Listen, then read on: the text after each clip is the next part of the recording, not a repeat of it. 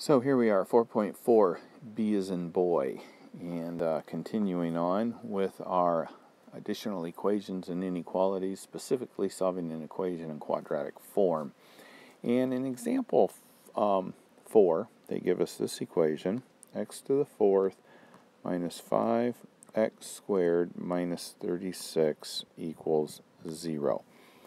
Okay, so this particular method works pretty much only when our exponent, our largest exponent, is even, a multiple of 2.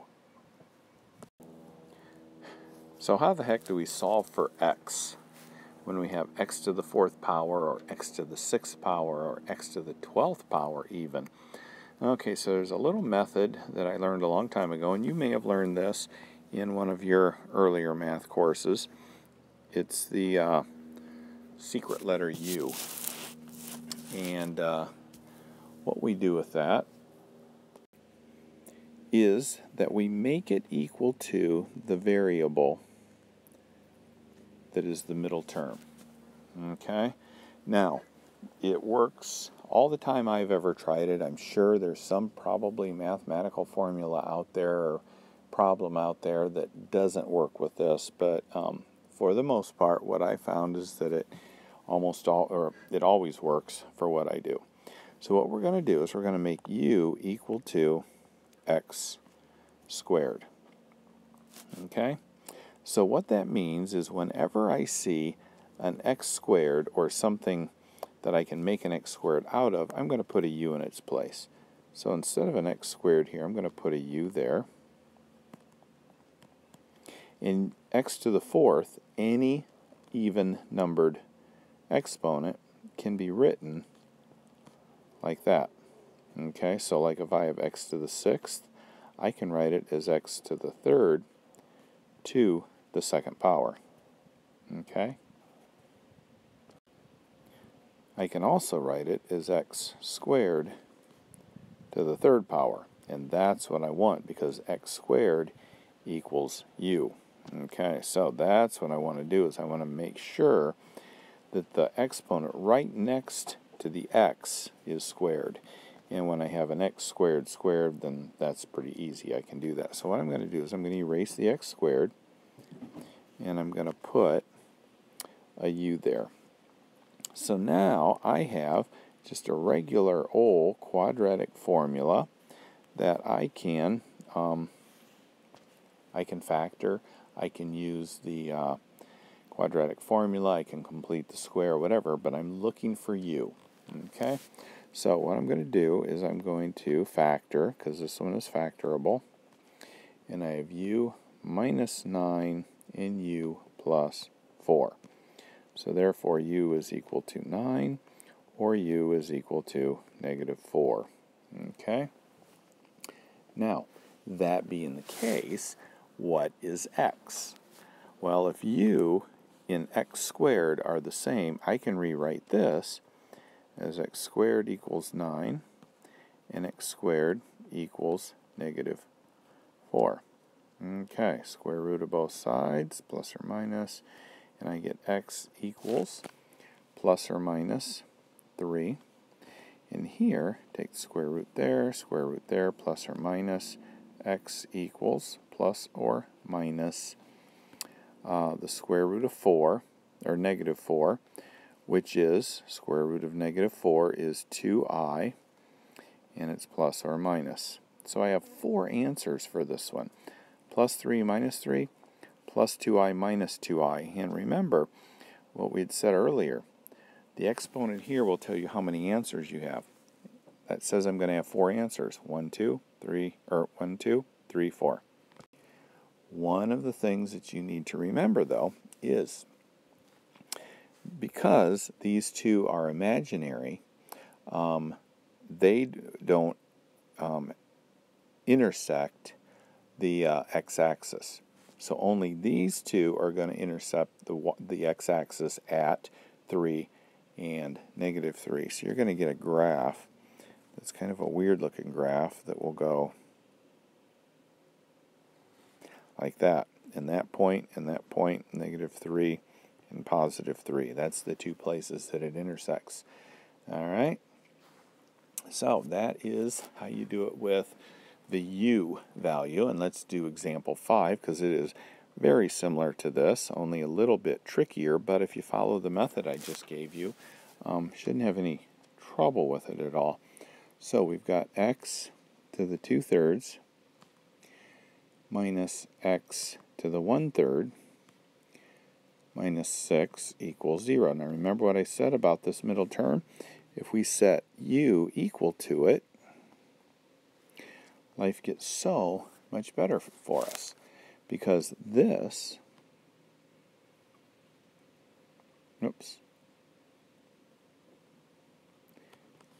squared equals that.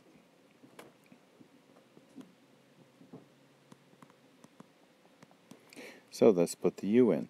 U goes in place of x to the 1/3, so we get u squared minus u minus 6 equals 0. And then again, we go ahead and factor this into two binomials equal to 0, a u and a u, and a minus 3 and a plus 2, and u equals negative 3, positive 3, or u equals negative 2. Okay, now if u is equal to x to the 1/3, then instead of writing u equals 3 and u equals negative 2, I can write x to the 1/3 equals 3 and x to the 1/3 equals negative 2. Alright, so now what do I do with that? Well, it's not too terrible, because x to the 1/3 is the same as the cubed root of x, and so I cube both sides, and I get x equals 27, cube both sides, and I get x equals negative 8. Okay, so I get two answers. Plug those back into the original problem, you'll find out that they work, and life is good. Okay, so this next section that we're going to look at has to do with quadratic inequalities, which can be written as ax squared plus bx plus c is greater than 0, less than 0, greater than or equal to 0, or less than or equal to 0. Okay, the sign just depends on the problems, but anyway, that's what our quadratic inequalities look like.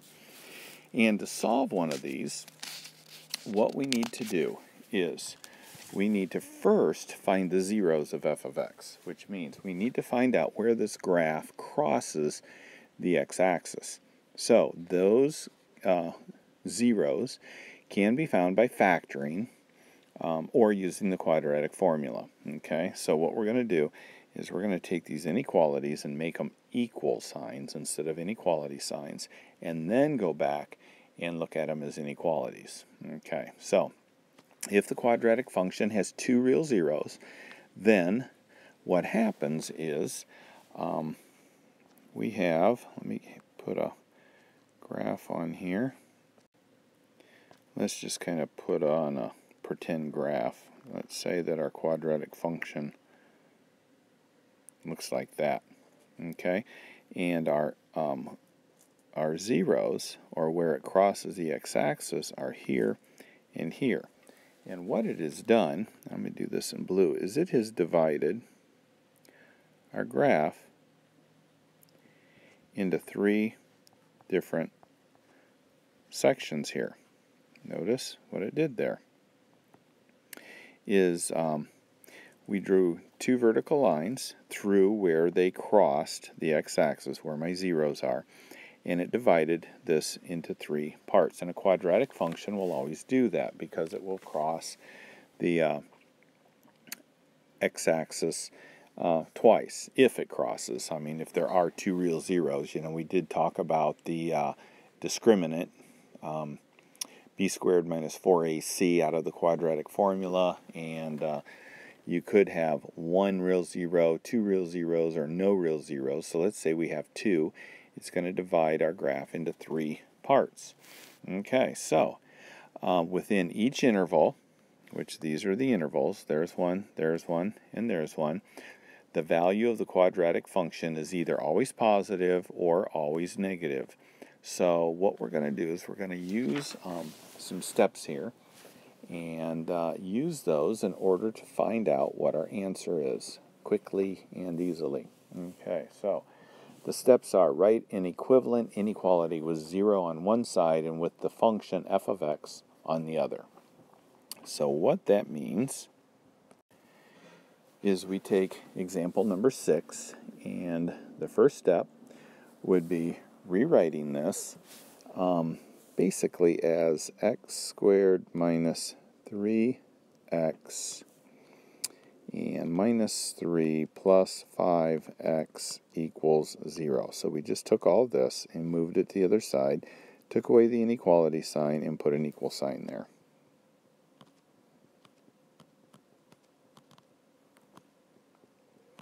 And then we solve it. So we either use quadratic formula or we use factoring, whichever one is the easiest or whichever one works. Okay, and we get x equals negative 3 or x equals 1. So I know that my x crosses at negative 3 and x crosses at 1. I don't really care what the parabola looks like at this point. I just want to find out where it crosses. And what I'm going to do is I'm going to draw a vertical line. And notice how it divided that graph into 1, 2, 3 sections there. Get rid of my x's. All right, so let's look and see what we've got here. Okay, so this is the part that gets to be a little tricky, maybe because it gets to be a little overwhelming, but what I look at is the simplified part of any of this up there. Okay, so I'm going to go to the last part right before I get the answer, because that's usually the most simplified. And I look for numbers that I can plug in for x here in x plus 3.